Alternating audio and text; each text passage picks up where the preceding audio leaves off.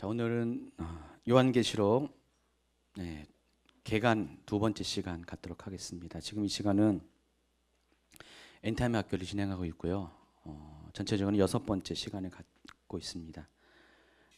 5강까지는 엔타임에 관한 전반적인 어떤 서론을 이야기했고 6강부터는 4강까지 그렇게 했고 5강부터는 요한계시록에 대해서 본격적으로 우리가 연구를 시작하고 있습니다. 지난 시간에 요한계시록 개관에 대해서 첫 번째 시간을 가졌습니다. 오늘은 이어서 두 번째 시간을 갖도록 하겠습니다. 여러분, 모든 것이 다 똑같지만은 성경을 잘 이해하기 위해서는 항상 언제 어디서 누가 무엇을 어떻게 왜 육하 원칙에 의한 연구가 필요합니다. 여러분이 이런 어떤 토막토막 어떤 목적을 가지고 이 성경책을 읽다 보면은 성경은 다 기록한 목적이 다 따로 있습니다. 그냥 쓰여진 것이 아닙니다. 성경은 다 기록 목적, 주제가 있다는 것입니다. 물론 어떤 성경은 주제 파악이 쉬운 성경이 있고 어떤 성경은 도무지 뭔 말인지 모르는 성경이 있을 수가 있습니다. 그러나 하나님이 성경을 다 허락하실 때는 여러분에게 다 알아들을 수 있는 언어와 그런 내용을 가지고 우리에게 말씀을 전했다는 것들을 먼저 생각하기 바랍니다. 많은 분들이 어렵다고 생각하는 이 요한계시록, 우리가 이 요한계시록은 어려운 성경이야, 잘 이해할 수 없어, 감춰진 비밀의 책이야 라고 생각하지만은 그런데 요한계시록만큼 아까 말씀드린 그 6가지 육하 원칙에 맞춰서 주제 파악이 쉬운 성경도 없습니다. 요한계시록 스스로가 아주 분명히 이야기를 하고 있다는 것입니다. 요한계시록은 언제 쓰여졌냐? 계시록 1장 9절을 한번 보시면은 언제 누구에 의해서 어디에서 쓰여졌는가 나와 있습니다. 한번 읽어볼까요? 요한계시록 1장 9절 시작. 나 요한은 너희 형제요 예수의 환난과 나라와 참음에 동참하는 자라. 하나님의 말씀과 예수를 증언하였으므로 말미암아 밤모라 하는 섬에 있었으니. 자, 요한계시록은 AD 90에서 96년까지 제2차 기독교 대박해 기간 동안에 사도 요한에 의해서 지중해 연안인 유배지 밤모섬에서 기록되었습니다. 자, 요한은 분명히 말씀합니다. 하나님 말씀과 예수를 증언함으로 말미암아. 요한이 예수님의 말씀, 하나님의 말씀과 복음을 증언하는 그것 때문에 어떻게 됐다고요? 밤모섬이라 하는 섬에 유배를 당했다 그랬습니다. 그래서 이 시기가 역사적으로 AD 90에서 96년까지의 제2차 기독교 박해 기간에 있었던 일입니다. 그러니까 물론 전 세계적으로 초대교회는 이렇게 끊임없는 박해를 당했지만은 항상 박해가 있는 것은 아니었습니다. 그러니까 대박해 기간이 별도로 있었고 그 중간중간은 쉬어가는 시기가 있었어요. 그런데 지금 요한은 바로 그 두 번째 박해 시기에 하나님의 말씀을 전하고 복음을 전하는 이유 때문에 바로 밤모섬에 유배를 당했다고 분명히 말했습니다. 밤모섬이 어딘가 한번 보실까요? 지도해 보세요. 왼쪽에 있는 거는 오늘날의 지도를 말하고 오른쪽에 있는 것은 옛날 지도입니다. 물론 땅은 바뀌지 않았고 지명이 좀 바뀌었습니다. 그래서 잘 보시면 알겠지만은 왼쪽에 밤모섬이 분명히 나와 있죠. 밤모섬이 어디에 있습니까? 지중해 쪽에 있고요. 터키에 바로 오른쪽 그림에 보면은 에베소라는 도시의 바로 앞에 있는 조그만 섬입니다. 이 밤모섬은 큰 섬은 아니에요. 굉장히 큰 섬은 아니고 반경이 수십 킬로밖에 안 되는 직선 반경은 한 10킬로 정도 내외고 이렇게 한번 이렇게 일주하는 건 수십 킬로밖에 안 되는 크지 않는 조그만 섬입니다. 오늘날은 관광지로 많이 유명하지만은 그때 당시에는 죄인들이 가는 유배지였습니다. 거기에서 요한은 요한계시록을 쓰게 되었습니다. 기독교 역사에서 10번에 걸친 대박해가 일어나는데 바로 2차 박해인 90년과 96년 사이에 일어난 박해 기간 동안에 요한이 이 박해의 대상이 돼서 또 여러 가지 고난을 당했고 또 고난을 당하다가 반모섬에 유배돼서 그곳에서 요한계시록을 썼다는 것입니다. 2차 박해의 원인은 밑에 쭉 보시면 알겠지만은 황제 숭배를 거부하는 그런 이유 때문에 기독교인들이 탕을 받았습니다. 자, 1차 박해, 네로 황제에 의해서 박해당한 1차 박해는 원인은 그 로마를 불지른 네로 황제가 그 불지른 그 모든 그 원인을 기독교인에게 희생양으로 무르기 위해서 그 박해가 일어난 것이고, 진짜로 본격적인 박해는 이 도미티아누스 황제에 의해서 AD 90년에서 96년 사이에 일어났습니다. 그 원인이 황제 숭배를 거부하는 이유 때문에 그랬습니다. 로마 정부는 워낙에 방대한 제국이 있다 보니까 로마 정부가 하나가 되기 위해서 여러 가지 고민을 많이 했습니다. 이미 알다시피 로마 제국의 인구가 적게는 5천만 명, 많게는 1억 명을 그때 헤아리는 숫자였습니다. 현대식으로 요즘식으로 따지면은 로마 제국의 인구가 약 10억 명 정도로 생각하시면 됩니다. 10억 이상으로 생각하면 됩니다. 그러니까 그 10억 명의 서로 문화가 다르고 민족이 다르고 또 언어가 다르고 종교가 다른 이 민족들을 하나로 통치하기 위해서는 뭔가 하나로가 되게 하는 그런 매개체가 있었어야 됩니다. 그래서 그 매개체를 어떤 걸 택했냐면 바로 황제를 중심으로 로마가 하나가 되길 원했습니다. 그래서 황제를 어떻게 했습니까? 신으로 여겼습니다. 황제는 우리 보통 인간이 아니라 바로 신의 영역에 있는 존재라고 여겼고, 그래서 황제를 숭배하기 시작했습니다. 도미티누스 황제 때부터 그것이 심해졌고, 그것을 본격적으로 정책화와 됐고, 그래서 당시에 신을 하나님을 호칭하는 그 용어가 있었는데 그게 영어로 말하면 로드예요. LORD, 로드라고 불렀는데 이 로드는 아무나 불러서는 안 되고 오직 신에게만 부르는 호칭이었습니다. 근데 이것을 황제에게만 부르게 했습니다. 그런데 우리 기독교인은 어떻게 했습니까? 예수님을 가리켜 뭐라고 했습니까? 로드라고 그랬죠. 예수님은 주님이십니다 불렀습니다.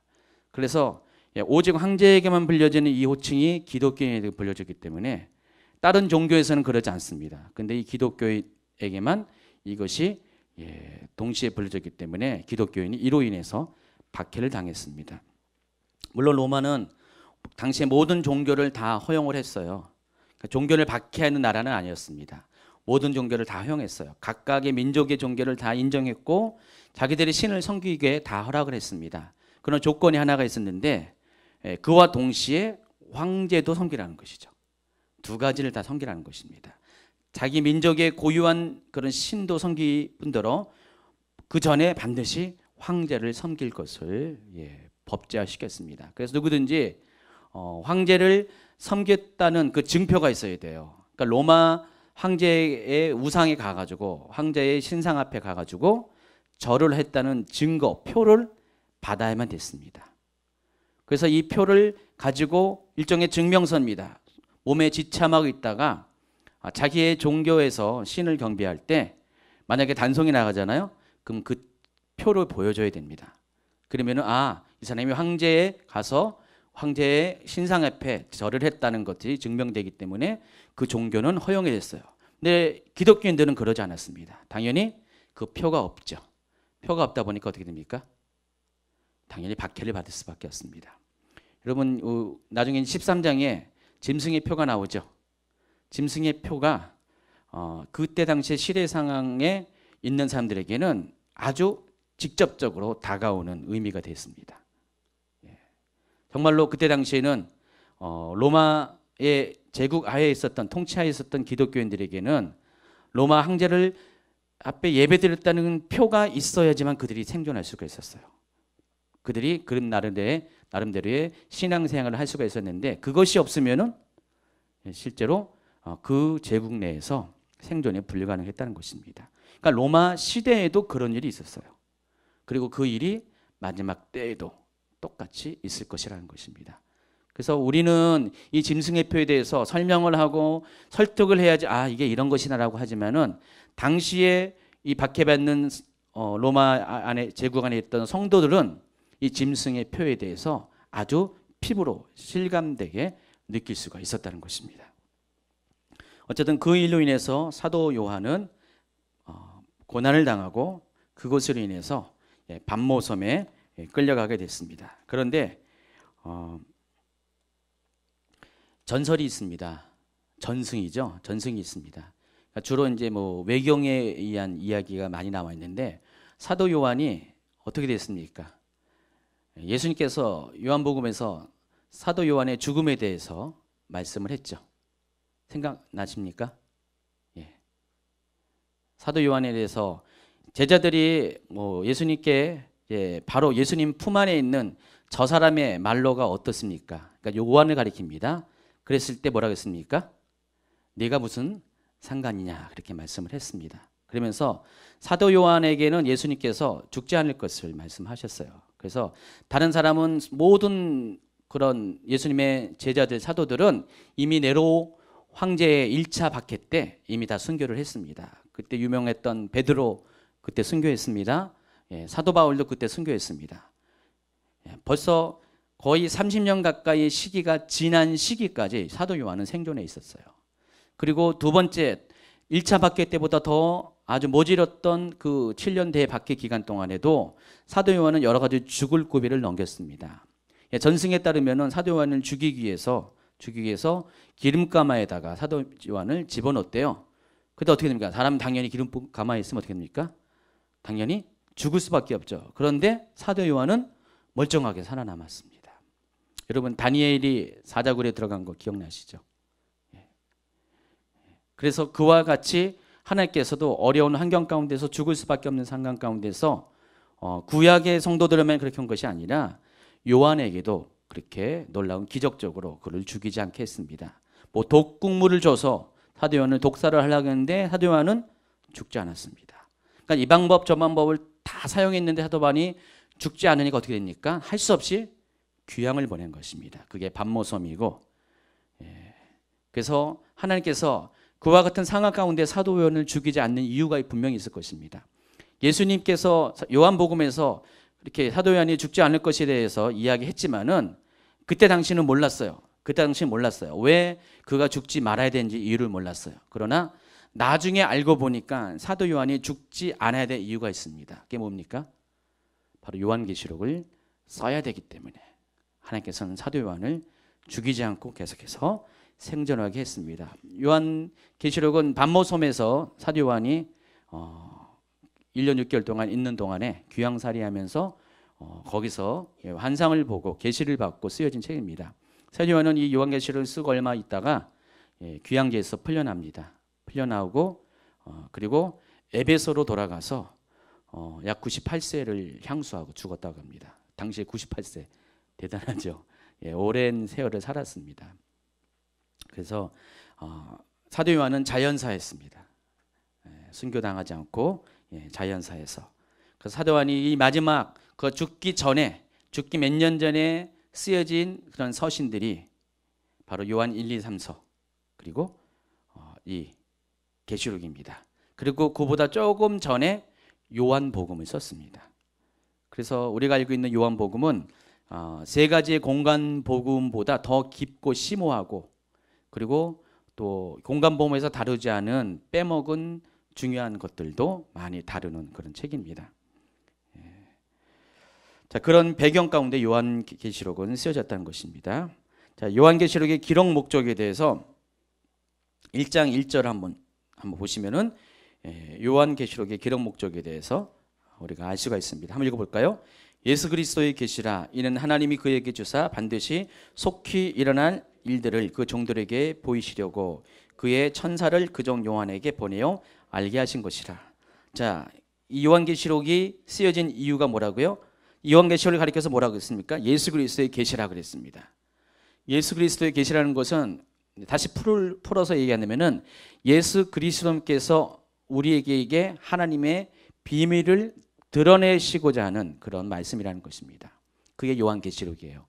그 요한계시록, 예수 그리스도의 계시인 요한계시록이 쓰여진 이유가 이는 하나님이 그에게 주사 반드시 속히 일어날 일들을 그 종들에게 보이시려고. 하나님께서 예수님을 통해서 예수님에게 계시를 주셨고요. 그것을 종들에게 보이시려고 이 요한계시록을 썼다는 것입니다. 그런데 그 계시가 반드시 속히 일어날 일들이라는 것입니다. 반드시 속히 일어날 그런 놀라운 일들, 하나님의 비밀을 그 종들에게, 하나님의 백성들에게, 성도들에게 보여주시기 위해서 이 요한계시록이 쓰여졌다는 것입니다. 그래서 예수님께서 그의 천사를 그 종 요한에게 보내어서 이 모든 것들을 다 소상하게 알게 했다는 것입니다. 그래서 요한계시록의 기록 목적을 한마디로 말하면 읽어볼까요? 시작. 반드시 속히 일어날 일들을 그 종들에게 보이시려고 이 요한계시록이 쓰여졌다는 것입니다. 그렇다면은 여기서 말한 반드시 속히 일어날 일이 뭘까요? 자, 이게 바로 주제입니다. 요한계시록이 주제예요. 그러니까 요한계시록은 굉장히 쉽죠. 기록 목적이 분명히 남아 있고요. 주제가 확실하게 나와 있습니다. 그러니까 굉장히 어려운 책이 아니에요. 요한계시록은 다른 어떤 성경보다, 다른 성경들은 다 우리가 더듬어서 이 주제 파악을 하고 목적을 알아야 되는데 여기는 아주 처음부터 1장 1절부터 요한계시록이 왜 어떻게 쓰여지는가 아주 분명히 나와 있다는 것입니다. 그래서 요한계시록이 어려운 책이 절대 아니라는 것들, 여러분 선입견을 좀 고치시기 바랍니다. 자, 반드시 속히 일어날 일이 뭘지 1장 7절 한번 읽어보도록 하겠습니다. 볼지어다 그가 구름을 타고 오시리라. 각 사람이 눈이 그를 보겠고 그를 찌른 자들도 볼 것이요 땅에 있는 모든 족속이 그로 말미암아 애곡하리니 그러하리라. 아멘. 자, 반드시 속히 일어날 일은 빨간 글씨로 된 것이에요. 그가 구름을 타고 오실 것. 여기서 그는 예수님을 말하는 것입니다. 그러니까 예수님께서 반드시 속히 구름을 타고 다시 오실 것이라는 것. 바로 이것을 사람들에게 알게 하기 위해서. 그래서 사람들 하여금 이것을 알므로 인하여 마지막 때를 준비하게 하기 위해서 이 요한계시록이 쓰여졌다는 것입니다. 그래서 요한계시록의 주제는 여러분이 읽도록 하겠습니다. 시작. 예수님이 다시 오심. 이게 요한계시록의 주제예요. 예수님이 다시 오실 것을 쓴 책이 요한계시록인 것입니다. 자, 그런데 여기 보면은 요한계시록에는 1장 19절을 보시면 63페이지 나와 있습니다. 1장 19절을 보면은 이런 말씀이 있습니다. 그러므로 내가 본 것과 지금 있는 것과 장차 될 일을 기록하라 하겠습니다. 그러니까 예수 그리스도께서 다시 오신다는 그 계시를 전하기 위해서 요한계시록이 쓰여지는데 그것을 세 가지로 나눴다는 것입니다. 사도 요한이 본 것이 그 중에서 한 것이 있고 또 지금 있는 일 그리고 장차 될 일에 대해서 그러니까 과거, 현재, 미래 세 가지의 시제에 걸쳐서 요한계시록은 그리스도의 재림과 관련된 세 가지의 계시를 풀어가고 있습니다. 그래서 요한계시록은 종말의 시나리오를 담고 있어요. 그래서 요한계시록을 보면은 과거에 있었던 일, 현재에 있었던 일, 그리고 그러니까 요한계시록에 쓰여진 그 시대를 중심으로 미래에 있을 일, 바로 오늘날 같은 마지막 때에 있을 일들이 아주 분명하게 정확하게 구분돼서 설명이 되어 있다는 것입니다. 그래서 이 요한계시록 요한이 기록한 이 세 가지 일, 본 것과 지금 있는 것과 장차 될 일이 무엇인가에 대해서 우리가 좀 또 구체적으로 나눠보도록 하겠습니다. 자, 먼저 요한이 본 것이 무엇인가? 요한은 2장, 3장의 말씀을 통해서 우리가 위에 거를 제가 설명을 안 해가지고 먼저 이제 간단하게 이제 본 것이 무엇인가를 설명하자면은 먼저 본 것은 계시록 2장부터 3장까지 있는 아시아의 7교회에 관한 것이 본 것입니다. 그리고 4장부터 5장까지의 하늘나라의 간경을 또 요한이 봤는데 그것은 지금 있는 일이고, 그리고 6장부터 마지막 22장까지 그런 그분은 앞으로 일어날 일에 대한 기록이라는 것입니다. 그래서 1장은 요한계시록의 서론에 해당한다면은 2장부터 3장까지는 본 것이고 또 4장부터 5장은 지금 있는 일이고 그리고 6장부터 22장까지는 장차 될 일이라는 것입니다. 그래서 먼저 요한이 본 것은 과연 무엇인가? 자, 1장 20절을 한번 보세요. 내가 본 것은 내 오른손에 7별의 비밀과 또 7금촛대라. 7별은 7교회의 사자요 7촛대는 7교회니라. 자, 요한이 본 게 뭐라고요? 7별의 비밀과 7금촛대라 그랬습니다.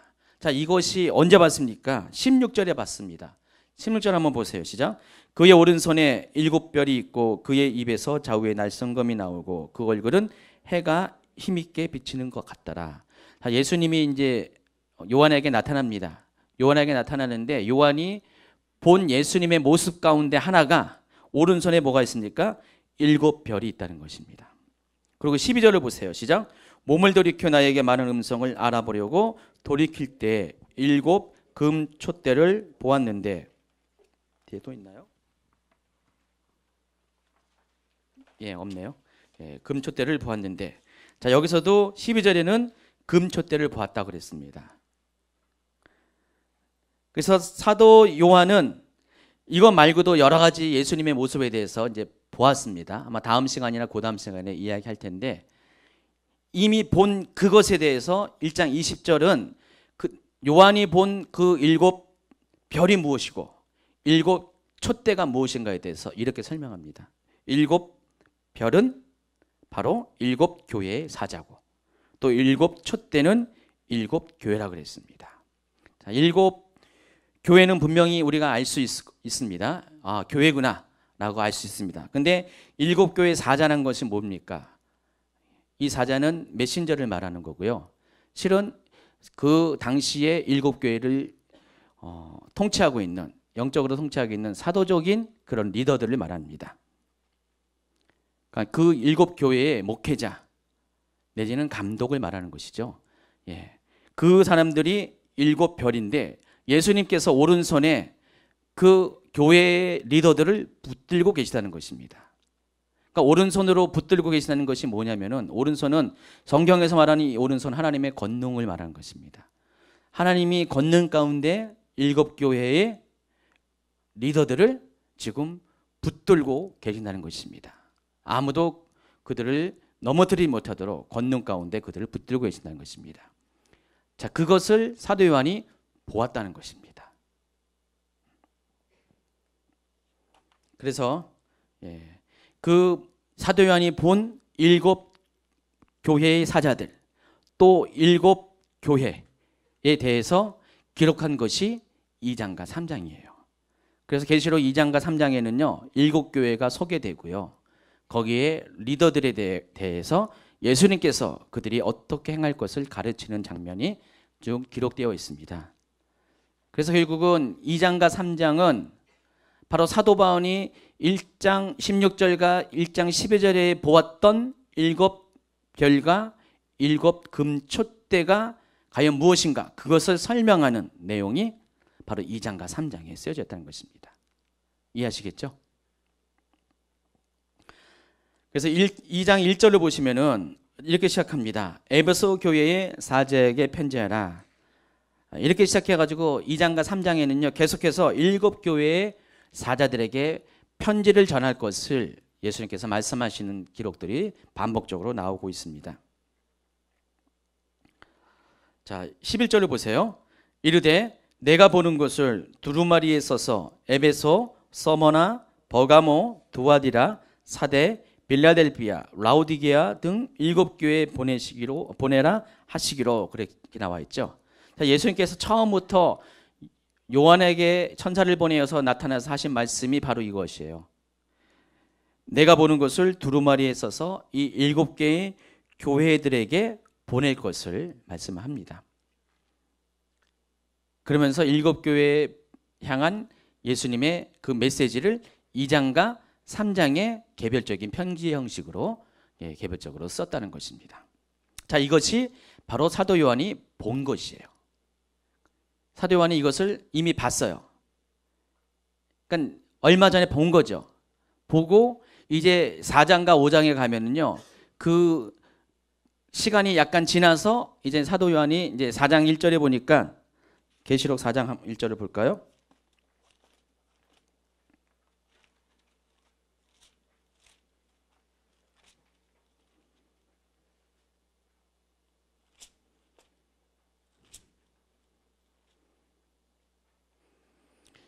(23장 22절까지는) 라우디게아 교회에 대한 예수님의 메시지가 전달됐고요. 4장 1절에 보니까 이 일 후에 내가 보니 하늘에 열린 문이 있는데 내가 들은 바 처음에 말하던 나팔 소리 같은 음성이 이르되 이리로 올라오라. 이후에 마땅히 일어날 일들을 내가 내게 보이리라 하시더라. 이렇게 나와 있죠. 그래서 이 2장과 3장에서 모든 교회들에게 보내는 편지를 다 마친 후에, 바로 그 일 후에, 그 일이 일어난 후에, 시대적으로 바로 본 것의 다음이죠. 본 것이 그래서 과거라면은 바로 그 일을 마친 후에 하늘의 문이 열린다는 것입니다. 하늘의 문이 열리고 뭐라고 했습니까? 내가 처음 그 음성이 이렇게 말합니다. 이리로 올라오라. 이후에 마땅히 일어날 일들을 내가 내게 보이리라. 그러면 이후에 마땅히 일어날 일은 뭡니까? 미래의 일이잖아요. 그러니까 장차 될 일이에요. 그 장차 될 일이 어디부터 나오냐면 6장 이하 22장까지 장차 될 일에 대해서 기록을 하고 있고요. 대신 4장과 5장에 보면은 하늘나라의 광경, 하나님 보좌의 광경이 바로 지금 보고 있는 하늘 보좌의 광경이 기록이 되어 있습니다. 그래서 그것은 바로 현재 일이에요. 지금 있는 일. 그래서 요한계시록은 이렇게 아주 분명하게 과거와 현재와 미래의 일들을 예수님께서 다 아주 시대적으로 분명히 구분해서 보여주셨다는 것입니다. 그런데 이 7교회에 대해서 잠깐 나중에도 하겠지만은 점검해 보도록 하겠습니다. 자, 7교회를 보시면은요, 에베소 교회가 있고 서머나 교회가 있고 버가모, 두아디라, 사데, 빌라델비아, 라오디게아 교회가 있습니다.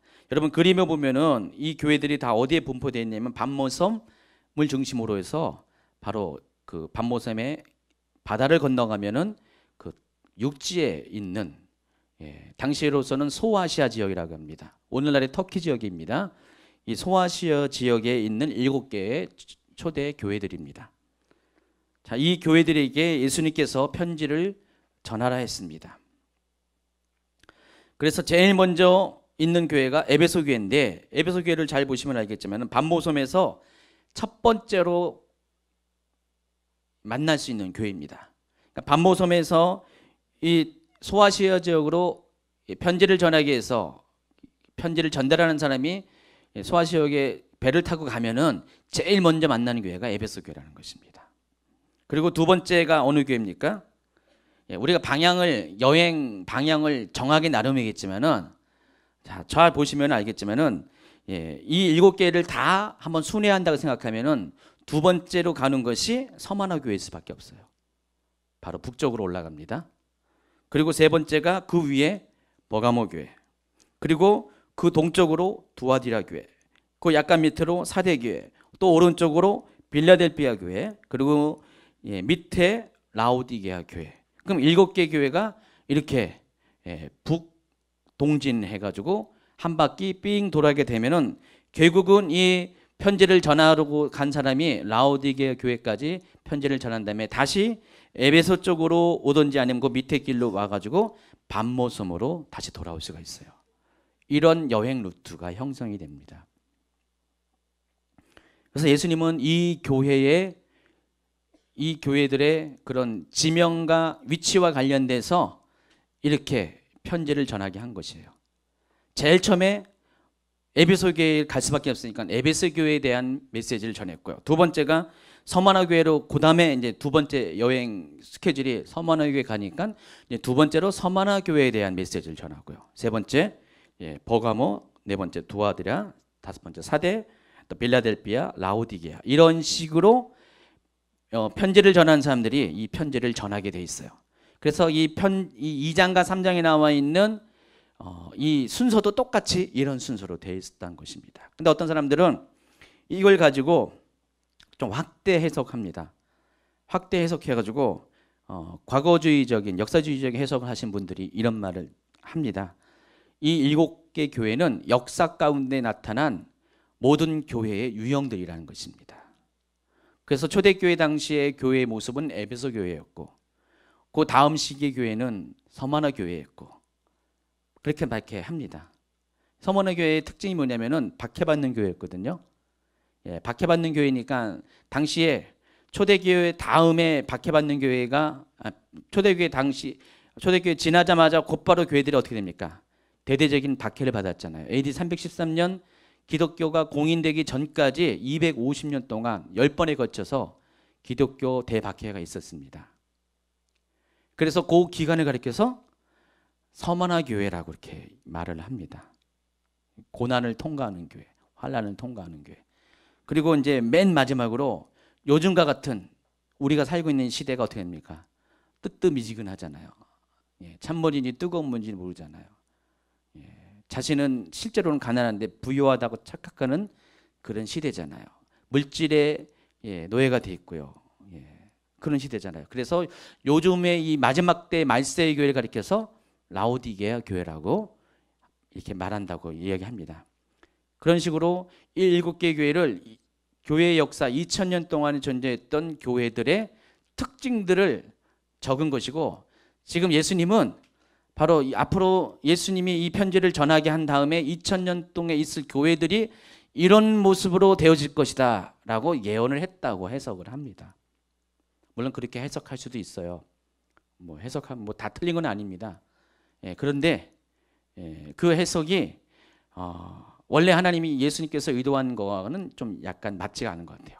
예수님은 그냥 단순하게 그냥 여행 루트에 맞춰서 처음에는 에베소, 서머나, 버가모, 두아디라, 사대, 빌라델피아, 라오디게아 이런 순서대로 그 여행 스케줄만 해서 이 편지를 쓴 것이지, 앞으로 일어날 역사 가운데 일어날 교회의 모습이 이런 모습이다라고 예언한 것이 아니라는 것입니다. 실제로 예수님 당시에 이 7교회가 실존했었고 그들의 교회의 모습이 상징이 아니라 실제 그랬다는 것입니다. 에베소 교회의 현실이 그랬고요. 상황이 그랬고 서머나 교회의 상황이 그랬다는 것입니다. 이 7교회의 모습은 역사 가운데 일어날 교회에 대한 예언적인 모습이 아니라 실제 당시 AD 1세기 당시 90년에서 96년 사이에 그 존재했던 7개의 교회의 현실이 그렇다는 것입니다. 그리고 이 교회는 그때도 그랬지만은 모든 시대 가운데 이런 교회들은 다 존재하고 심지어 오늘날에도 이런 교회들이 지금 있다는 것입니다. 여러분, 교회가 지금 획일적입니까? 아니잖아요. 아주 다양한 교회가 많이 있잖아요. 어떤 교회는 정말로 물질 문명 가운데서 세속주의에 빠져 있는 교회가 있어요. 그렇죠? 자, 그렇지만은 어떤 교회는 아주 고난을 아주 사서하는 교회가 있어요. 여러분 무슨 얘기인지 알죠? 오늘날 교회, 어떤 교회마다 특징이 있어요. 어떤 교회는 너무나 그냥 우리가 성도들이 하나님 축복받는 것에 대해서 이것은 잘못된 것이라고 가르치는 교회가 있어요. 실제로요. 그리고 완전히 그냥 금욕적인 삶을 강조하고요. 고난당하는 십자가 짊은 삶을 강조하는 그런 교회가 오늘날도 있어요. 어떤 교회는 그런 거는 다 빼버리고 십자가는 다 빼버리고 오직 복만 강조하는 교회가 있다는 것입니다. 그 교회의 모습들이 7개의 교회 모습 가운데 다 반영이 되어 있고요. 초대교회 당시에도 이런 교회들이 있었고, 그리고 역사 가운데도 이런 교회들이 있었고, 오늘날도 마찬가지로 이런 교회가 있을 것이고, 정말 마지막 때가 되면 이런 교회들도 반드시 분명히 존재한다는 것입니다. 그래서 이 7교회에게 전한 이 예수님의 메시지는 모든 시대에 걸쳐서 모든 교회와 모든 교회의 성도들이 받아서 깨닫고 생각해야 될 그런 교회의 모습이라는 것입니다. 예수님이 7교회들에게 다 어떤 내용을 정했냐? 경고의 메시지를 전했어요. 그들의 신앙의 현주소를 짚어주었고요.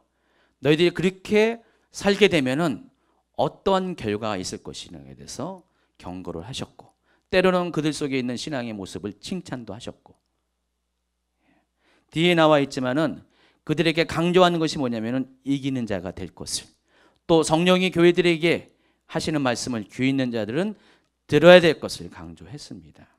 오늘도 마찬가지로 예수님은 모든 교회들, 모든 성도들에게 이기는 자가 될 것을 강조하시고, 또 성령이 교회들에게 하시는 말씀을 들을 것을 강조를 하고 있다는 것입니다. 자, 65페이지로 넘어갑니다.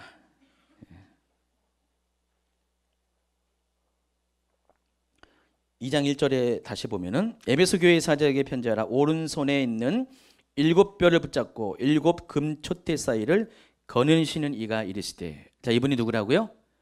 예수님이십니다. 여기서 이 사자는 교회를 대표하는 수신자인 사도적인 리더를 의미하고, 또 주님께서 7뼈를 붙잡고 계신다는 것은 교회 리더들을 주님께서 직접 영적 리더십 안에서 붙들고 계신다는 것을 말하는 것입니다. 여러분, 이 시대가 교회 사적으로는요 속사도 시대라고 합니다. 속사도 시대라는 게 뭐냐면은 사도들이 죽자마자 사도들이 생전에 가르쳤던 제자들이 살아있는 시대. 그러니까 초대교회 사도가 있었잖아요. 베드로가 있고 요한이 있었고 다 있었죠. 그 사도들의 그런 기준 중에 하나가 뭡니까? 예수님은 직접 본 사람이잖아요. 자, 속사도들은 누구냐면은 그 예수님을 본 그 사도들을 직접 본 사람이죠. 그러니까 그 사도들에 의해서 직접 가르침을 받은 사람들. 이런 사람을 가리켜서 속사도라고 그래요. 그리고 그 뒤에 교부시대라고 이야기합니다. 그래서 바로 아마도 여기 말하는 이 사도들, 여기 이 교회 7교회의 그 리더들, 여기서 7별로 표현했던 이 사람들은 바로 그런 사람일 가능성이 많이 있습니다. 당시에 가장 유명했던 사람들, 뭐 여러분 알겠지만 폴리캅, 뒤에 나옵니다. 뒤에 폴리캅에 대해서 7교회 중에 할 때 어느 교회 가운데서 폴리캅에 대해서, 순교에 대해서 설명할 겁니다. 뭐 이레니우스 같은 사람들, 이런 사람들이 실제적으로 그때 당시에 살았던 사람들이에요. 그래서 자, 이들에게 예수님은 직접적으로 사도들을 영적으로 멘토링한 것처럼, 육신을 가지고 멘토링한 것처럼 예수님은 육신은 이미 떠나갔지만은 성령 안에서 이들을 직접적으로 멘토링하고 있다는 것입니다. 그것을 사도 요한은 환상 가운데 보았어요. 예수님이 어떻게 지금 교회들을 지금 다니시면서 이 교회들에 대해서 예수님이 어떻게 그들을 돌보시고 교회들을 치료하는 이런 속사도들을 어떻게 예수님께서 그들을 영적으로 멘토링하고 있는가를 지금 사도 요한은 보았다는 것입니다. 그것을 지금 환상 가운데 본 것을 얘기하고 있는 것이에요. 그리고 이 편지의 수신자들은 바로 그들이에요.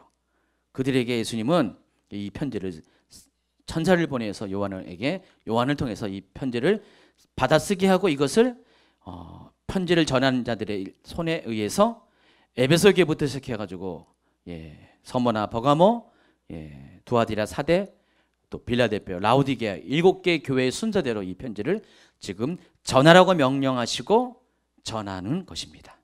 그래서 이 이야기를 쓴 것이 요한계시록이에요.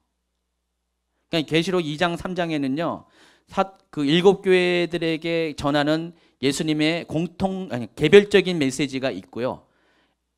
그리고 이것으로 끝난 것이 아니라 이 요한계시록은 이것을 마친 다음에 개별적인 메시지와 더불어 6장부터 나와 있는 앞으로 일어날 일, 장차될 일에 대해서 모든 교회들에게 아마 사본의 형식이겠죠?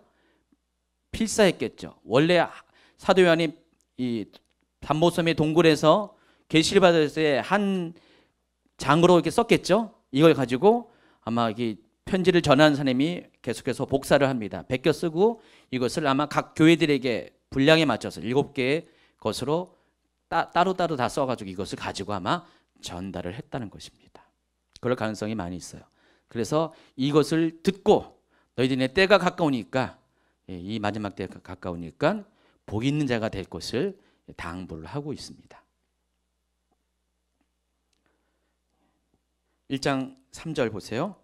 이 예언의 말씀을 읽는 자와 듣는 자와 그 가운데가 기록된 것을 지킨 자가 복이 있나니 때가 가까움이라. 그러니까 요한이 이 본 것은 그 당시 소아시아 7개의 영적인 형편에 대해서 본 것이고, 이것을 가지고 예리한 눈을 가진 예수님께서 그들의 신앙을 지적하시고 책망할 것 책망하시고 칭찬할 것 칭찬하게 하시고 회개할 것을 권면하심으로, 자, 그들에게 어떻게 하나님께서 그들을 향한 계획하고 있는 것들을 보여주신 것이 바로 요한계시록, 특별히 그 중에서 본 것에 대해서 이야기합니다. 여기 보시면은 2장 7절 한번 읽어보세요. 시작. 귀 있는 자는 성령이 교회들에게 하시는 말씀을 들을지어다. 이기는 그에게는 내가 하나님의 낙원에 있는 생명나무의 열매를 주어 먹게 하리라. 11절. 귀 있는 자는 성령이 교회들에게 하시는 말씀을 들을지어다. 이기는 자는 둘째 사망의 해를 받지 아니하리라.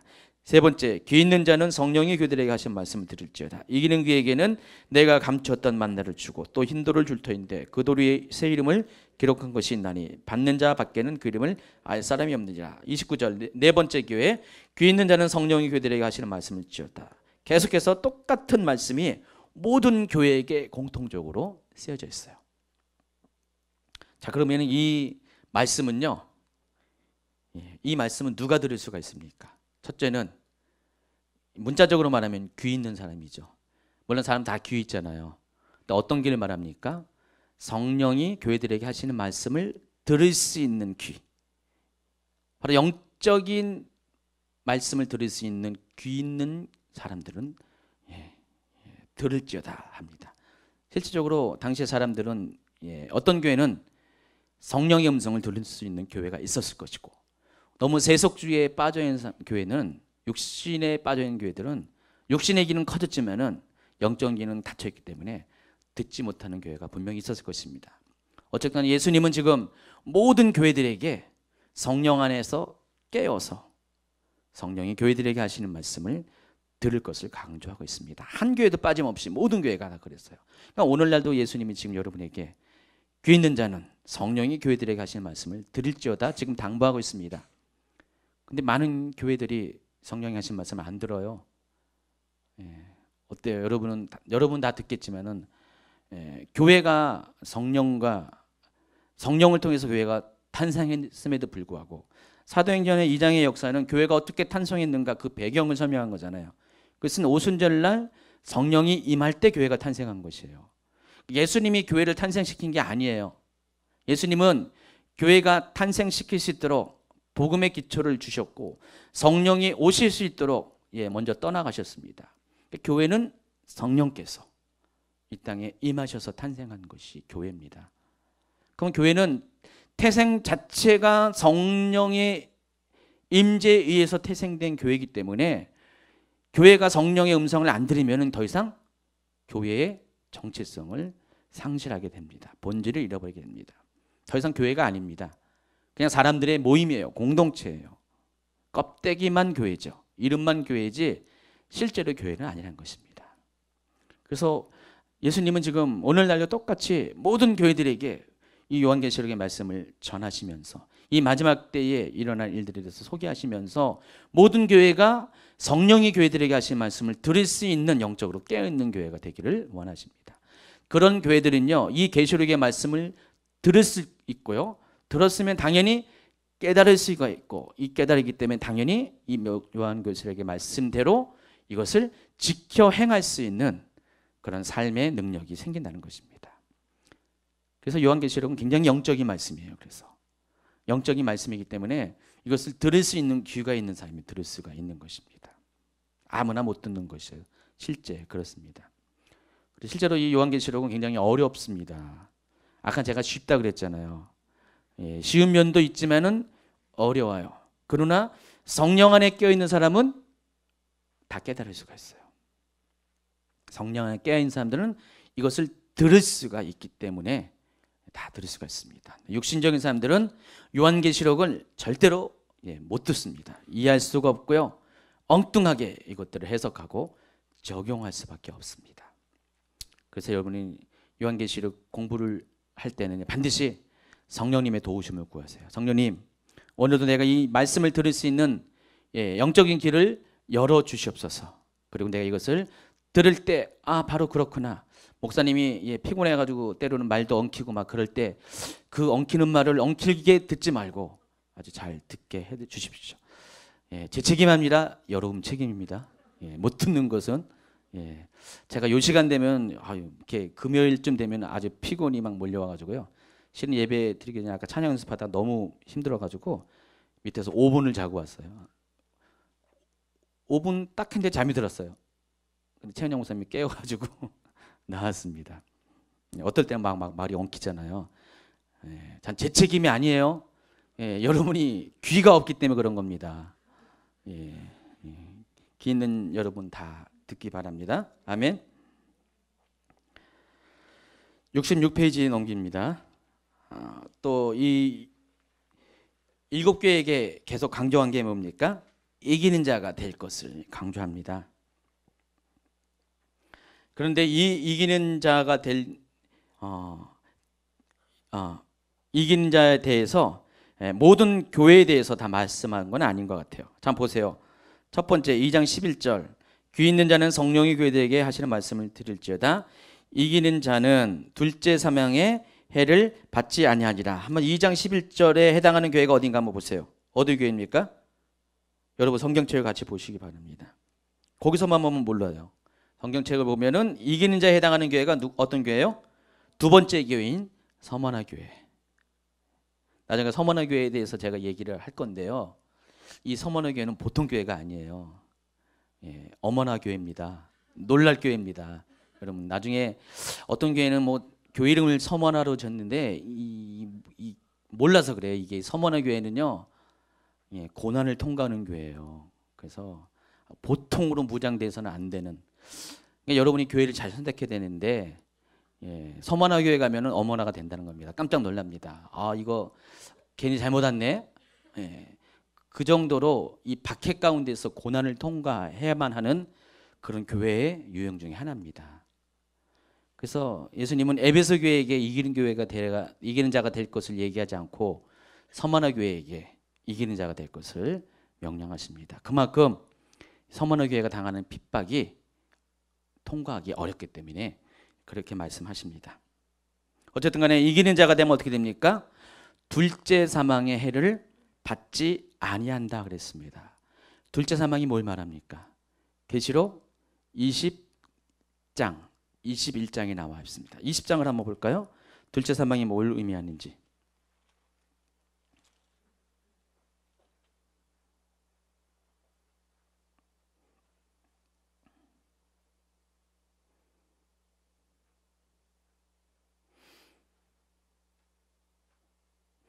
(20장) 4절부터 한번 읽어볼까요? 또 내가 보좌들을 보니 거기에 앉은 자들이 있어 심판하는 권세를 받았더라. 또 내가 보니 예수를 증언함과 하나님의 말씀 때문에 목배임을 당한 자들의 영혼들과 또 짐승과 그의 우상에게 경배하지 아니하고 그들의 이마와 손에 그의 표를 받지 아니한 자들이 살아서 그리스도와 더불어 천년 동안 왕노릇하니 이는 첫째 부활이라. 이 첫째 부활에 참여하는 자들은 복이 있고 거룩하도다. 둘째 사망이 그들을 다스리는 권세가 없다 그랬습니다. 그러니까 첫째 부활자에 대해서 이야기하면서 첫째 부활자가 받는 혜택이 뭐라고요? 둘째 사망이 다스리는 권세를 받지 않고 무관하게 통과하는 사람이라는 것입니다. 근데 그 둘째 사망이 21장 8절에 나와 있습니다. 한번 볼까요? 21장 8절 시작. 그러나 두려워하는 자들과 믿지 않는 자들과 흉악한 자들과 살인자들과 음행하는 자들과 점술가들과 우상 숭배자들과 거짓말하는 모든 자들은 불과 유황으로 타는 못에 던져지리니 이것이 둘째 사망이라. 둘째 사망이 뭐라고요? 불과 유황으로 타는 못에 던져지는 형벌. 이게 둘째 사망입니다. 나중에 이제 이 부분에 대해서 이제 설명을 하겠지만은 잠깐 여러분 이제 이 계시록 강의 처음 듣는 분들에게 이야기를 하면 여러분 약간 충격을 받을 수가 있습니다. 우리가 알고 있는 천국, 지옥이 있죠? 이것이 끝이 아니라는 것. 목사님이 무슨 이상한 얘기하는 거냐? 무슨 이단적인 얘기하는 거냐? 아니에요. 전 성경 얘기하는 겁니다. 우리가 앞으로 가게 될 이 천국은요, 실제로는요, 낙원의 개념입니다. 완전한 종착역이 아니라 온전한 하나님 나라에 들어가기 직전까지 잠시 머무르는 일시적인 장소가 천국이에요. 천국은 말 그대로 하늘에 있는 나라를 말하는 것입니다. 이 땅에 있는 게 아니라 하나님 보호자가 있는 하늘나라를 천국이라고 얘기하죠. 근데 이 천국은 결국은 하나님 나라라는 전체적인 개념 안에 들어가 있는 것이에요. 그러니까 하나님 나라가 큰 집합이 전체 집합이라면은요, 그 하나님 나라 안에 천국이 있어요. 하늘나라. 그리고 이 땅에서도요, 심령이 가난한 자가 누리는 천국이 또 있죠. 그것은 내 안에 예수님을 모셔드린 사람들의 심령 안에 있는 나라도 하나님 나라예요. 이게 천국이에요. 여기도요. 여러분 심령이 가난하면은요, 천국이 임하죠. 내 마음속에. 그래서 하나님이 내 마음속에 임한다는 것입니다. 그런데 이 하나님 나라가 하늘나라에도 있다는 것입니다. 거기도 있고 여기도 있고요. 또 팔복의 8번째 보면 의를 핍박받는 자는 복이 있나니 그들이 갑자기 또 처이 천국이 저 있고 있습니다. 수백 번은 말한 것 갑자기 어떨 때는 제가 막 하늘나라 가면 제가 다 이게 기억력도 회복될 건데 요즘 들어서 지난번에 얘기했잖아요. 눈도 침침해지고 기억도 머물러가지고 갑자기 말이 생각이 안 날 때가 있어요. 필름이. 그래서 두 번째 팔복에서 말하는 두 번째 의를 핍박받는 자가 받을 이 천국은 어떤 거냐? 내 안에 있는 이 심령이 가난할 때 받는 이 천국이 의를 핍박을 받음으로써 공간적으로 주변에 확장되는 거 있죠. 다시 말해서 복음이 전파되는 그럴 때 하나님 나라가 또 임하는 거잖아요. 공간적으로 사람들 속에 공동체 가운데 임하는 거잖아요. 이것도 천국이라고 표현해요. 그러니까 천국이라는 이 단어 속에는 벌써 이 성경에 3가지가 있잖아요. 진짜 하늘나라, 내 마음속에 있는 하늘나라, 또 나를 통해서 전파되는 하늘나라. 이 모든 것들이 다 수용하는 것이 하나님 나라예요. 그런 개념입니다. 그래서 우리가 지금 죽으면 가는 이 하늘나라는요, 하나님 나라에 있어서 한 부분이라는 것입니다. 그러나 거기에는요, 지금 누가 계십니까? 바로 하나님이 계세요. 하나님 아버지가 거기서 왕으로 계십니다. 보호자에 계십니다. 옛적부터 계십니다. 창세전부터 계십니다. 그래서 우리가 지금 당장 죽으면은 어떻게 됩니까? 하나님 보호자에 있는 곳으로 가는 거예요. 그게 천국으로 간다고 설명을 하고 있습니다. 근데 예수님이 이것을 낙원으로 표현했어요. 오늘 내가 나와 함께 낙원에 있으리라. 근데 왜 낙원이라고 했을까요? 이것이 종착점이 아니기 때문에 그랬습니다. 이 하나님의 나라, 천국이 하늘나라가 계시록 21장에 보면은요, 모든 이 세상의 나라가 다 멸망되고 심판이 다 끝나고 완전하게 하나님의 통치하는 시대가 오게 되면 어떻게 됩니까? 하늘에 있는 하나님의 나라가 이 땅 가운데 내려오게 되어 있어요. 21장에 보면 새 하늘과 새 땅이 새롭게 펼쳐지고 중요한 것은 새 예루살렘이 내려오게 됩니다. 한번 볼까요? 21장 2절 1절부터 또 내가 새 하늘과 새 땅을 보니 처음 하늘과 처음 땅이 없어졌고 바다도 다시 있지 않더라. 또 내가 보매 거룩한 성 새 예루살렘이 하나님께로부터 하늘에서 내려오니 그 준비한 것이 신부가 남편을 위해 단장한 것 같더라. 그렇게 나와 있습니다. 자, 이게 이 새 예루살렘이 바로 이 모든 세상이 멸망하고 나서 새 하늘과 새 땅이 새로운 창조가 일어난 다음에 하늘로부터 내려오는, 그러니까 우리가 지금 생각하고 있는 바로 그 천국이 더 이상 천국에 있을 이유가 없잖아요. 저 위에 있을 이유가 없잖아요. 새 하늘과 새 땅이 만들어졌기 때문에 더 이상 악도 없고 더 이상 사탄도 존재하지 않은 새로운 땅이 완전히 하나님의 100% 통치가 있는 땅이기 때문에 더 이상 하늘에 머물 이유가 없기 때문에 그 하나님의 보좌가 이 땅 가운데 내려오는 것이, 그것이 바로 새 예루살렘이라는 것입니다. 그게 바로 영원한 나라예요. 우리가 앞으로 들어갈 영원한 나라입니다. 그러니까 그 나라에 들어가기 전까지 우리가 잠시 머무는 곳이 바로 천국이에요. 낙원이라는 것이죠. 보통 사람들은 이제 이것을 21장에 있는 이 새 예루살렘은 생각을 안 하고 천국이 다 끝이라고, 난 천국 가면 그만이야 라고 이렇게 얘기를 하고 있습니다. 나중에 이제 20장에 보면은요, 천년왕국의 개념을 또 고가 마고의 전쟁에 얘기되면 여러분 약간 또 충격을 받는 장면이 또 나올 겁니다. 그건 그때 가서 이야기하고요. 어쨌든 귀 있는 사람은 듣기 바랍니다. 귀 없는 분들은요 못 들을 것이고요.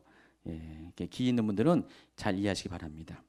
근데 첫째 부활자는 뭐라 그랬습니까? 이 천국으로, 아니 이 하나님 나라로 직행한다는 것이죠. 직행. 뭔지 아시죠? 곧바로 통과하지 않고, 다른 과정을 통과하지 않고 아예 직행표를 받게 된다는 것입니다. 다른 분들은 어떻게 됩니까? 직행하지 않는다는 것이에요. 직행하지 않는다는 건 뭡니까? 뭔가 어딘가를 거쳐서 간다는 것이죠. 어떤 과정을 거쳐서 가야 된다는 것이죠. 자, 그게 천년왕국과 곡과 마곡의 전쟁을 한번 통과합니다.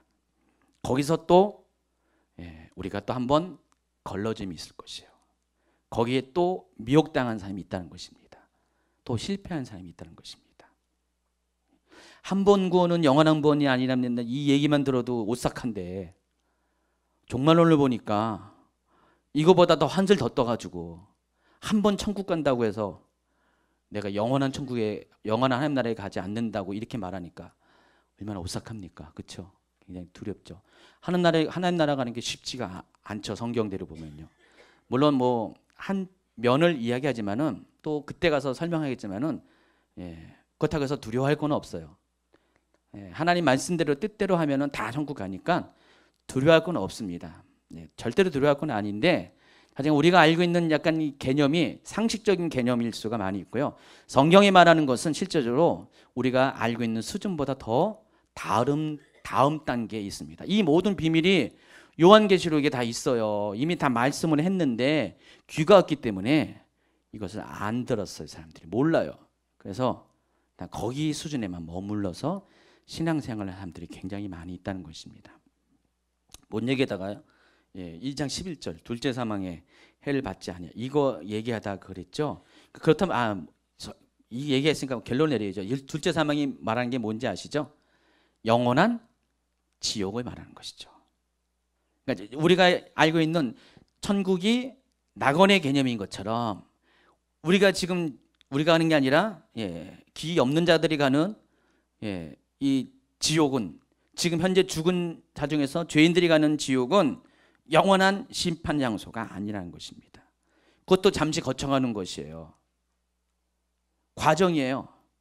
그리고 그 모든 사람들이 결과적으로 마지막 백보자 심판이 끝난 다음에는 모두가 한결같이 가야 되는 장소가 있어요. 그게 바로 불못, 유황 불못의 그게 둘째 사망이라는 것입니다. 그래서 여러분, 이 둘째 사망은 특징이 있습니다. 우리가 알고 있는 지옥 체험하는 사람들 보잖아요. 어떤 사람은요, 그 죄에 따라서 지옥의 형벌이 다 달라요. 그렇죠? 입으로 죄 지은 사람, 눈으로 죄 지은 사람, 몸으로 죄 지은 사람이 지옥에 대한 형벌이 다 각각 다릅니다. 그러니까 공통적으로 이 천국과 지옥 체험하는 사람들은 다 비슷비슷한 이야기를 해요. 뭐 오늘날의 이 체험만 하는 사람이 아니라 이 교회사 가운데 뭐 여러 가지 이렇게 영적인 체험들, 지옥 체험하는 사람들이 많이 있습니다. 여러분, 그 신곡이라고 유명한 고전 쓴 단테라는 사람도 실제로 천국과 지옥을 경험했어요. 그래서 천국과 지옥에 대한 기록을 남겼습니다. 그 사람도요, 단테도. 많은 사람들이 이런 거 체험하는데, 공통점은 다 지옥은 땅 밑에 있다고 보통 얘기하고, 그 땅 나중에 이제 지옥에 대해서 또 한 2시간 얘기할 거예요. 근데 한참 뒤에, 한 1년 뒤에, 물론 여러분 지금 다 까먹을 거지만은 그때 얘기할 겁니다. 그럼 지옥도 굉장히 아주 여러 가지 알아야 될 개념들이 많이 있어요. 근데 이 지옥조차도 지금은 다양한 형벌이 있지만은 그때 가서는 어떻게 됩니까? 다 공통적으로 한 가지의 형벌로 귀결이 되는 것이 바로 불못입니다. 거기에는 사탄도 들어가고요, 적그리스도도 들어가고요, 거짓 선지자도 들어가고요, 이 세상의 모든 왕들도 들어가고요. 음녀도 들어가고요. 그리고 모든 악한 자들이 다 한 번에 같은 장소로 거기서 심판을 받는 것. 이게 둘째 사망이고 이것이 영원한 심판이라는 것입니다. 더 이상의 심판은 없어요. 그래서 우리는 다 두 가지 개념을 아셔야 돼요. 예, 어떤 중간의 과정으로서의 천국과 지옥이 있고요. 그리고 영원한 종착점인 새하늘과 새 땅 새 예루살렘이 있고 또 둘째 사망 불못 지옥이 있다는 것을 여러분이 아시기 바랍니다. 자, 그런데 그 지옥의 형벌을 통과한다, 받지 않는다. 바로 하나님 나라로 새하늘과 새 땅으로 직행한다. 그 누가 그런 것을 갖게 된다고요? 여기 계시록 20장에 보니까 바로 첫째 부활자. 그리고 계시록 2장 11절에 보니까 이기는 자. 이기는 자는 둘째 사망의 해를 받지 않는다. 바로 첫째 부활자가 된다. 그 뜻이죠. 계시록 20장 4절 5절의 표현에 의하면 이기는 자는 첫째 부활자가 될 것이다. 그런 것을 합니다. 근데 이기는 자가 4절에 보니까 이렇게 예수를 증언함과 하나님의 말씀 때문에 목뱀을 당한 자, 또 짐승과 그의 우상에게 경배하지 아니하고 그들의 이마와 손에 그의 표를 받지 아니한 자. 다 누구를 말합니까? 복음 때문에 핍박받고 순교한 자들. 특별히 두 번째 단락에 보면은 마지막 때, 종말의 때, 환란의 때에 적그리스도의 우상에게 경배하지 않고 짐승의 표를 적그리스도의 표를 받지 않고 육령의 표를 받지 않고 그것 때문에 순교한 자들, 박해받은 자들. 이들이 누구라고요? 첫째 부활자고 이들이 이기는 자라는 것입니다. 자, 그들의 관한 이야기가 쓰여진 것이 바로 서머나 교회예요. 지금 이거는 서머나 교회에게 하는 말씀이잖아요. 그러니까 서머나 교회가 바로 그런 교회라는 것이죠. 제가 아까 잠깐 흘린 말이 이해가 되죠? 서머나 교회가 어떤 교회인지. 서머나 교회는 바로 이렇게 순교하는 교회예요. 마지막 때 이 순교의 현장을 통과하는 교회. 그러나 그들이 이겼을 때는 그들 중에 물론 실패한 사람도 있겠죠. 100명의 성도들이 다 통과하지 않을 수도 있어요. 대다수는 통과하자면 여기서 또 예수님을 그 순간에 부인하고 배도할 수도 있어요. 그러나 끝까지 이기는 자는 이와 같이 하나님께서 둘째 사망의 해를 받지 않고 바로 첫째 부활자의 영광에 참여하게 해 주신다는 것입니다. 그래서 이기는 자가 될 것을 지금 강조하고 있어요. 이해하시겠습니까? 또 26절에 보니까 2장 26절 이 교회는 어디입니까? 2장 26절. 예. 너희를 아니 이건 요한 1서를 보내 또 제가 요한 계시록을 봐야 되는데 2장 26절 예, 이기는 자와 끝까지 내 일을 지키는 그에게 만국을 다스리는 권세를 주리니. 자, 만국을 다스리는 권세 이게 또 뭔가 같아요? 이게 뭡니까? 역시 천년왕국을 말하는 것이에요. 천년왕국이 아까 20장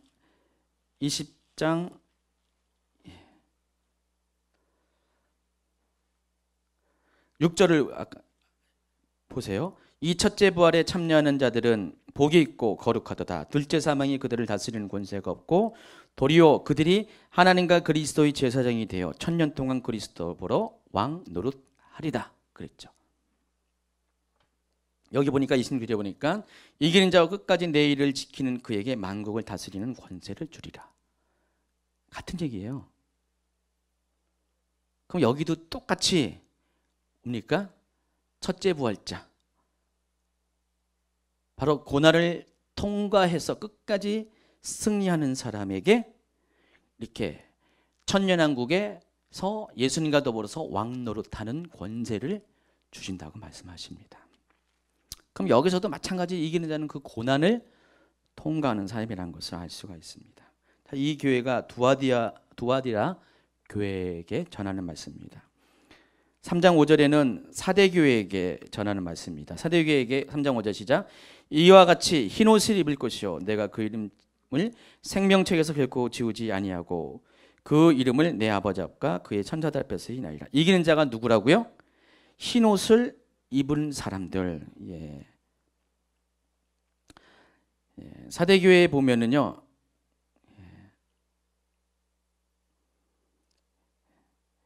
3장 1절부터 볼까요? 시작. 사대교회 사자에게 편지하라. 하나님의 7년과 7별을 가지신 이가 이르시되, 예수님이 말합니다. 내가 내 향기를 아노니 내가 살았다 하는 이름을 가졌으나 죽은 자로다. 너는 일깨어 그 남은 바 죽게 된 것을 굳건하게 하라. 내 하나님 옆에서 행위에 온전한 것을 찾지 못하였느니라. 이 교회에게 한, 사대교회에게 한 질책은 뭡니까? 행위에 온전함이 없다는 것입니다. 행위에 거룩함이 없다는 것입니다. 삶에 거룩이 없다는 것입니다. 이 사대교회의 문제가 그거예요. 그러나 이기는 자는 어떻겠습니까? 4절에 보니까 그러나 사대의 그 옷을 더럽히지 아니한 자 몇 명이 내게 있어 흰옷이 있고 나와 함께 다니리니 그들은 합당한 자인 연고라 그랬습니다. 그런 사대교회 전체적인 분위기가 행위에 있어서 거룩하지 못한 교회인데, 그 중에서 몇몇의 사람들은 100명 중에 2~3명의 사람일지라도 그 사람은 어떻게 됩니까? 행위에 거룩함이 있는 사람이 있다는 것입니다. 자, 그런 사람을 흰옷을 입게 한다는 것입니다. 이 흰옷이 의미하는 것이 나중에 다른 계시록의 성경에 보면은 세마포를 말하는 것이고요. 이 세마포는 성경을 설명하는데 성도들의 옳은 행실이다라고 설명을 합니다. 결과적으로 누가 또 이 둘째 사망의 해를 받지 않고 바로 하나님 나라에서 왕노릇하는 그런 권세를 받습니까? 바로 흰옷을 입는 자, 행위의 거룩함을 가지고 살아가는 사람. 참, 이 천국 가는 거 참 쉬운 것 같으면서도 쉽지는 않습니다. 하나님이 우리에게 요구하는 것이 반드시 이기는 자가 되어질 때 생명책에서 결코 지워지지 않는다는 것, 그런 은혜를 받는다는 것. 3장 12절 보세요. 3장 12절은 누구한테입니까? 빌라델비아 교회에게 전하는 말씀입니다. 이 빌라델비아 교회는 서머나 교회와 함께 박해받는 교회 중에 하나입니다. 그리고 칭찬 듣는 교회예요. 서머나 교회와 이 빌라델비아 교회는 칭찬을 아주 한박 받은 교회예요. 그러니까 다른 교회는요, 질책과 더불어 칭찬을 받는 교회가 있고, 어떤 교회는 질책만 받는 교회가 있는데, 이 빌라델비아 교회는 서머나 교회와 함께 칭찬 듣는 교회입니다. 칭찬만 받는 교회인데, 이 빌라델비아 교회가 하는 말이 이기는 자는 내 하나님 성전의 기둥이 되게 하리니 그가 결코 다시 나가지 아니하리라. 내가 하나님의 이름과 하나님의 성 곧 하늘에서 내 하나님께로 내려오는 제루살렘의 이름과 나의 새 이름을 그의 위에 기록하리라. 나중에 이 부분을 또 나중에 설명할 겁니다. 어쨌든 간에 이 내용으로 보면은 이기는 자에게는 어떤 것입니까? 하나님의 성전에 기둥이 되게 한다 그랬습니다. 하나님 성전의 기둥이 뭡니까? 하나님 성전은 우리가 알고 있는 예루살렘 성전 말하는 게 아니라 새 예루살렘, 하늘로부터 내려오는 하나님 보좌가 있는, 하나님의 임재가 있는 곳에 기둥처럼 세운다는 것입니다. 3장 21절 이기는 그에게는 내가 내 보좌와 함께 앉게 하여 주기를 내가 이기고 아버지 보좌에 함께 앉는 것과 차라. 여기는 마지막 라우디게아 교회에게 하면서 전체적으로는 이 모든 그 7개에 전하는 메시지를 종료하는 그런 얘기입니다. 이기는 자는 바로 하나님 보좌와 함께 앉게 한다. 하나님 보좌와 앉게 한다는 것을 아까 읽어드린 20장 4절을 한번 보시면은요, 이게 무슨 말인지 이해가 될 것입니다. 20장 4절 다시 또 보면은요, 또 내가 보좌들을 보니 거기에 앉은 자들이 있어 심판하는 권세를 받았더라 그랬습니다. 보좌는 누가 앉습니까? 서민들이 앉는 곳입니까? 보좌는 왕이 앉는 곳이에요. 근데 여기 보니까 이기는 자에게는 내 보좌에, 누구 보좌요? 예수님의 보좌에 함께. 그러니까 예수님이 왕으로서 나중에 보좌에 앉을 것인데, 바로 예수님과 같은 레벨의 보좌에 앉아서, 여기서 20장 4절에 본 바로 그 보좌를 말하는 것입니다. 결국 이것도 누굽니까? 결국 왕노릇 하는 사람, 바로 첫째 부활자, 순교자, 또 환난을 통과하는 사람들, 배도하지 않고 믿음을 지킨 사람들, 다 보면은 계시록의 내용들을 보면은 계속해서 이기는 자를 강조하고 있어요. 그러니까 이기는 자가 되어야지 우리는 확실한 우리의 구원을 보장받을 수가 있는 것입니다. 계시록은 끝까지 또 이기는 자를 강조합니다. 21장, 계시록은 이제 22장까지 있는데 21장 7절에 보니까 이기는 자는 이것들을 상속으로 받으리라. 나는 그의 하나님이 되고 그는 내 아들이 되리라. 자, 그러면은 이것들이 뭘까요? 계시록 21장 7절 이전에 뭡니까? 그것은 21장 1절부터 나와 있는 새하늘과 새 땅, 거룩한 성 새 예루살렘, 그리고 3절 4절 보세요. 내가 들으니 보좌에서 큰 음성이 나서 이르되 보라, 하나님의 장막이 사람들과 함께 있음에 하나님이 그들과 함께 계시리니 그들은 하나님의 백성이 되고 하나님은 친히 그들과 함께 계셔서 모든 눈물을 그 눈에서 닦아주시니 다시는 사망이 없고 애통하는 것이나 곡하는 것이나 아픈 것이 다시 있지 아니하리니 처음 것들이 다 지나갔으리라. 보좌에 앉으신 이가 이르시되 보라, 내가 만물을 새롭게 하노라 하시고 또 이르시되 이 말은 신실하고 참되니 기록하라 하시고 또 내게 말씀하시되 이루었도다. 나는 알파와 오메가여 처음과 마지막이라. 내가 생명수 생물을 목마른 자에게 값없이 주리니 이기는 자는 바로 여기 설명한 이것들을 혜택을 누리는 자가 되게 할 것이다. 그 얘기를 하고 있습니다. 그리고 여러분이 아주 기담아야 될 것은 나는 그의 하나님이 되고 그는 내 아들이 되리라. 이 약속을 누구에게? 이기는 자에게 허락을 하신다는 것입니다. 여러분 이긴 자 되시기 바랍니다. 집에서 부부싸움 해가지고 남편을 이기는 자가 되지 말고 반드시 죄악을 이기고 환난을 이기고 세상을 이기고 모든 그런 세상으로부터 오는 그런 유혹들을 다 이기는 자가 되기 바랍니다. 다 끝내야 되기 때문에 이제 요한이 본 것은 이거예요. 과거를 본 것이고요. 7교회에 대한 상황과 또 그들을 향한 예수님의 경고와 질책과 또 그들을 권면하는 메시지를 보았어요.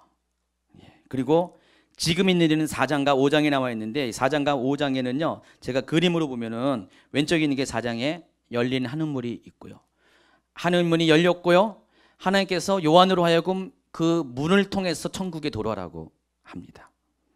그래서 저는 이것을 설명하면서 천국을 경험한 사람들이 성경에는 몇 명이 있어요. 이사야도 천국을 경험했고요. 에스겔도 천국을 다 경험했고요. 많은 선지자들이 천국을 경험했습니다. 그런데 그들은요 천국을 직접 올라가서 보진 않은 것 같아요. 거기 보면 똑같이 그들은 열린 하늘문을 통해서 하늘이 열리고 그 하늘을 여기 다리를 이렇게 쭉 해가지고 한번 본 거예요. 이렇게요. 무슨 말인지 아세요? 천국이 문이 열렸으니까 다리를 올려가지고 천국이 어떤가 하면서 이렇게 본 거예요. 근데 요한은 경우가 달랐다는 것입니다. 직접 천국으로 올라갔어요. 우리식으로 말하면은 입신한 거죠. 입신해가지고요. 직접 하늘에 올라가서 하늘의 광경을 봤어요. 거길 봤더니 두 번째 그림을 보세요. 뭐가 있습니까? 옛적부터 계신 보좌에 앉으신 분 바로 누구십니까? 하나님. 오른손에 뭐가 있습니까? 7개의 인으로 봉해진 두루마리가 있습니다. 이 두루마리는 마지막 때 일어날 시나리오, 마지막 종말의 심판에 관한 내용을 적은 그런 영화 대본과 같은 것입니다. 이것을 붙잡고 있었고 바로 이 인을 뗄 수 있는 존재가 등장하는데 바로 오른쪽에 있는 바로 예수님이세요. 예수님을 가리켜서 사자로 표현했고요. 어린 양으로 표현했습니다. 사자와 어린 양은 서로 상반되는 개념이잖아요. 예수님의 사역이 그렇다는 것이죠. 어린 양으로서 오셨고 또 사자로서 오셨습니다. 바로 구원과 심판의 주로서 예수님이 오셨습니다. 바로 그분이 이 두루마리의 인을 떼어서 바로 이 심판이 진행되게 합니다. 바로 그 내용을 보았어요. 사도 요한이. 거기서. 그리고 그것을 본 다음에 6장부터는 본격적으로 장차될 일에 대해서 기록을 합니다. 6장 한 1절을 보세요.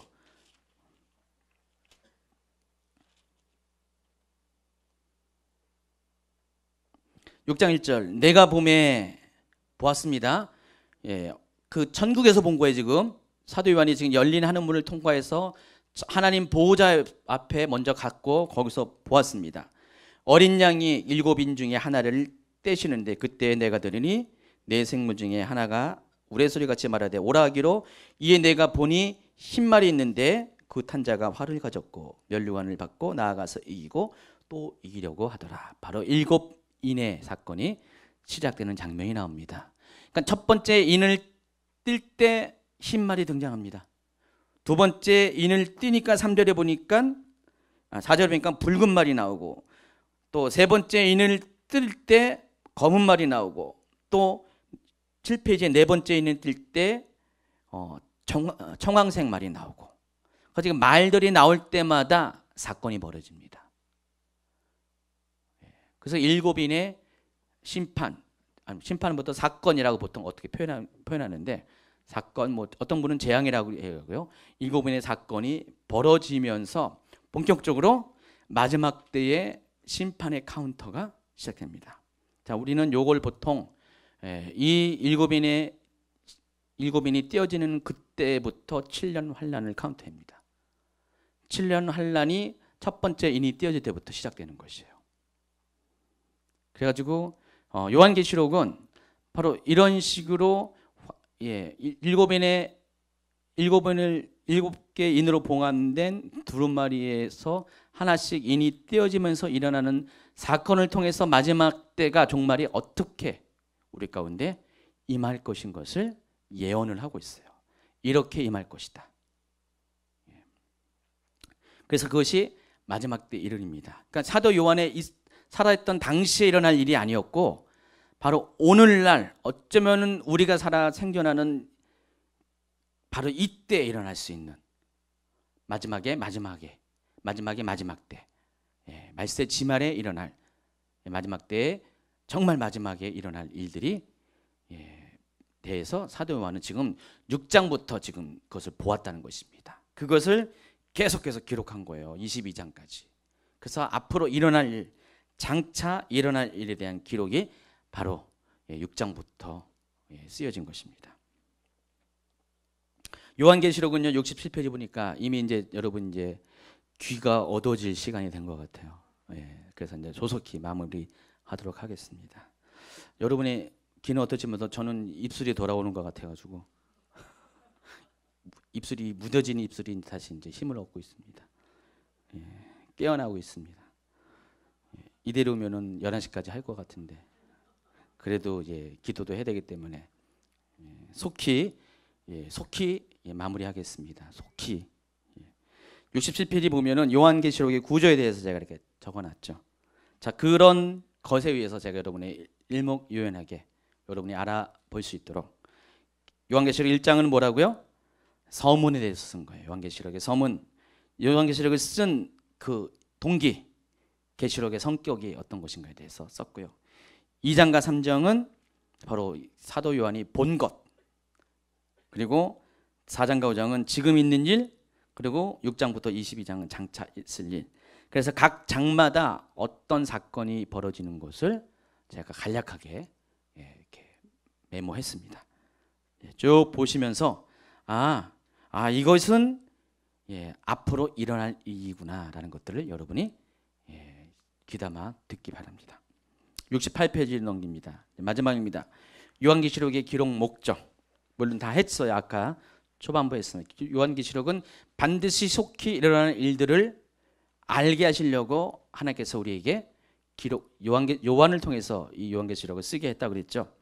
그게 바로 뭡니까? 본 것, 지금 있는 일, 그리고 장차 있을 일에 대해서 요한계시록은 썼습니다. 그 이유가 뭐냐면은 이것을 통해서 우리로 하여금 뭐라고요? 준비하게 하기 위해서. 마지막 때의 성도로 준비하기 위해서. 그 성도로 준비하는 것이 뭡니까? 신부가 되는 것이에요. 그리스도의 신부가 되어. 계시록 21장에 보면은요, 누가 그 하늘에서 내려온 성을 받게 되는지를 소개하고 있습니다. 바로 거룩한 신부가 그렇다는 것입니다. 그래서 성도들로 하여금 주님이 다시 오실 때 그 앞에 신부가 입을 세마포 옷을 갖출 수 있도록 하기 위해서 요한계시록에 쓰여졌습니다. 제가 아까도 얘기했잖아요. 귀 있는 자는 성령 교회들에 가는 들을 자, 이기는 자에게는 이렇게 계속했어요. 여러분, 그것을 통해서 알 수 있는 것은 우리가 거룩하지 않고 정결하지 않고 환난을 통과할 만큼 우리가 하나님 앞에 깨어서 준비되지 않고서는 결코 우리가 하나님 나라에 들어갈 수 없다는 것을 알게 됩니다. 그래서 이 마지막 때 계시록의 말씀을 아는 사람은 평범하게 살 수가 없는 것이에요. 그렇다고 해서 여러분은 세대주의 종말론자처럼 아주 그냥 모든 그 세상을 다 때려치고 살라는 것이 아닙니다. 우리는 자주간 이 세상을 살면서 마지막 때가 임하는 것을 늘 의식하면서 늘 언제나 종말을 대비하는 삶을 살아야 된다는 것입니다. 그래서 이 계시록을 듣는 사람은 삶이 다를 수밖에 없어요. 대충 못 살아요. 정말 거룩하지 않고서는 우리가 하나님 나라에 들어갈 수 없다는 것을 분명히 각인하고 삶의 거룩함을 유지하려고 애쓰게 된다는 것입니다. 그렇기 때문에 이 예언의 말씀을 읽는 자와 듣는 자와 그가 내 기록한 것을 지켜 행하는 자가 정말 복이 있는 것이에요. 이 말씀 못 들으면 우리가 준비하지 못하기 때문에. 두 번째는요, 요한계시록에는요 무서운 하나님의 경종이 있습니다. 경고가 있습니다. 그게 뭐냐면은 짐승의 표를 받지 말라는 것입니다. 주의 재림을 준비하라는 것, 주님은 반드시 다시 오신다는 것, 짐승의 표를 받지 말라는 명령입니다. 계시록 14장 9절 10절 보세요. 시작.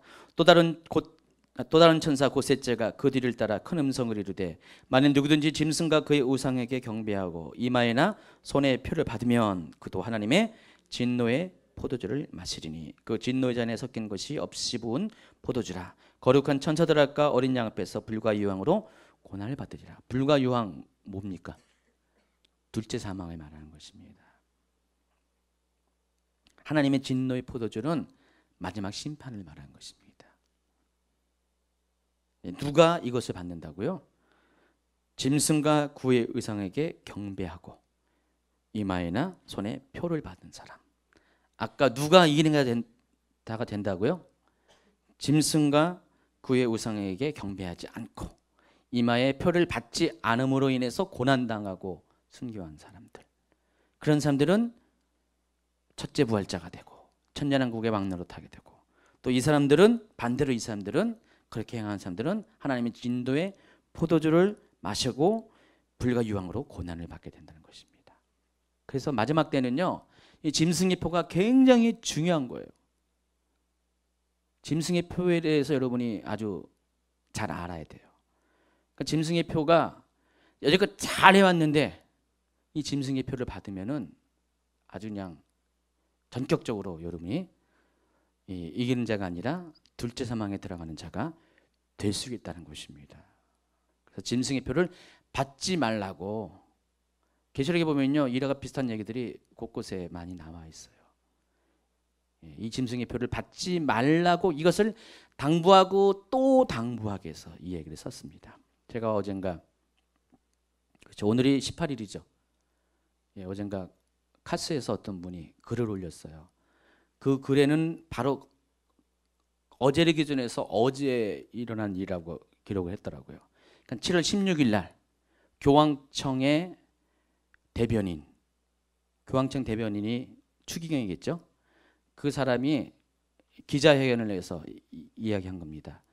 이 시대를 얘기한 거예요. 그러니까 교황청에서 보는, 천주교에서 보는 입장인 거예요. 이 시대를 보니까 아마도 예수님이 오지 않을 것 같다고. 교황청에서 하는 말이에요. 대변인이 기자회견에서 아마도 예수님이 오지 않을 것 같다. 이 예수님이 다시 오는 징조들이 지금은 도무지 보이지 않다 하면서 뭔 말을 했냐면요, 예수님께서 다시 반드시 오시겠다고 약속하신 그때 상황이 어떤 거냐, 예수님께서 마지막 6월절 만찬을 하실 상황이라는 것이죠. 그래서 예수님께서 아마도 포도주를 마셨기 때문에 술에 취해서, 진짜요. 술에 취해서 헛소리를 했다. 사람은 술에 먹으면 실수할 수 있지 않나. 예수님도 그럴 수 있다. 인간이기 때문에. 그 때문에 예수님은 실수한 거다. 예수님 절대 오지 않는다. 그렇게 바티칸에서 이틀 전에 그렇게 얘기했어요. 진짜냐고요? 제가 원하는 분들 이렇게 보세요. 제 카스 타고 와서 한번 보세요. 저도 깜짝 놀랐어요. 바티칸에서 그 얘기를 한다는 것은. 그러니까 지금 사람들은 예수님이 안 온다고 아주 믿음이 굳건합니다. 당연히 그런 사람들은 이 마지막 때의 경고에 대해서 웃어넘기죠. 그리고 이 마지막 때에서 얘기하는 사람들은 이상한 사람들, 치우친 사람들. 제가 세대주의적 종말론은 경계할 것을 당부하죠. 그러나 정말 이 종말론은 예수님께서 그렇게 당부하고 이 성경 전체가 예수님이 오시겠다. 처음 오실 것을 얘기한 것이 구약성경이고요. 예수님이 다시 오실 것을 예언한 것이 신약성경인데, 성경은 다 예수님이 오실 것을 계속 강조하고 있는데, 성경을 아까 최은영 목사님이 그 얘기했더니, 아니 그 바티칸 사람들은 성경을 안 읽는다 보다고. 성경이 그렇게 많이 귀가 따갑도록 얘기하는데, 이니 박히도록 성경을 안 읽는 것 같다고 막 그러더라고요. 실제로 사람들은 그래요. 바티칸만 그런 게 아닙니다. 기독교 안에서도요, 그런 비슷한 주장하는 사람들 많이 있습니다. 지난 시간에 제가 얘기했잖아요. 그런 저것 때문에 천년왕국에 대한 신학적인 그런 오해 때문에 지금 시대가 천년왕국 시대고요.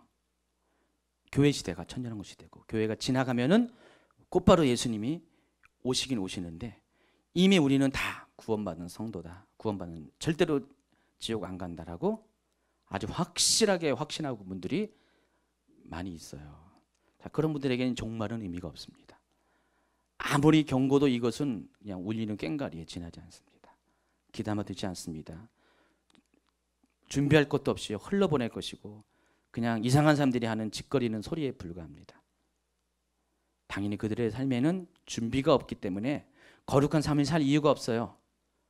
흰옷이 아니라 아주 너덜너덜 누더기가 된 온갖 더러운 것에 아주 그냥 찌든 아주 염색된 그런 옷을 입고서도 나는 천국 잔치에 들어간다, 결혼식에 어린 양 혼인 잔치에 들어간다고 아주 자만한 사람이 있습니다. 그러나 어린 양 혼인 잔치는요, 순백한 드레스를 입은 사람만이 들어가는 것입니다.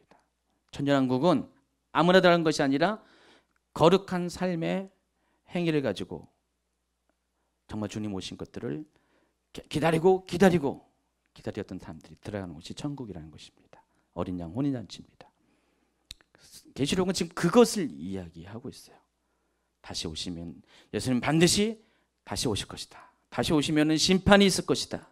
심판이 있으면 어떤 사람은 이기는 자 되고 어떤 사람은 둘째 사망에 들어가서 불과 영으로 고난을 받을 것이다. 분명히 이야기하고요.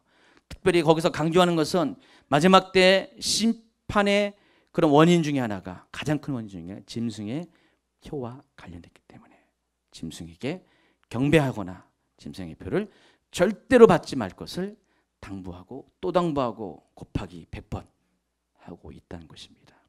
자, 여러분 오늘 이 시간에 오늘 이제 강의를 마쳤고요. 기도하면서 하나님, 내가 정말 주님의 다시 오심을 준비하도록 내 마음속에 거룩과 정결함으로 내 삶의 깨끗함으로 내가 지금 시간에 살아가고 있는가를 확인하게 해주시옵소서. 만약에 여러분이 스스로 돌아보아 여러분의 그런 믿음이 없거나 그런 삶의 그런 행위가 없다면은 이 시간에 회개하시기 바랍니다. 하나님, 나도 하나님 버려짐을 당할까 두렵습니다.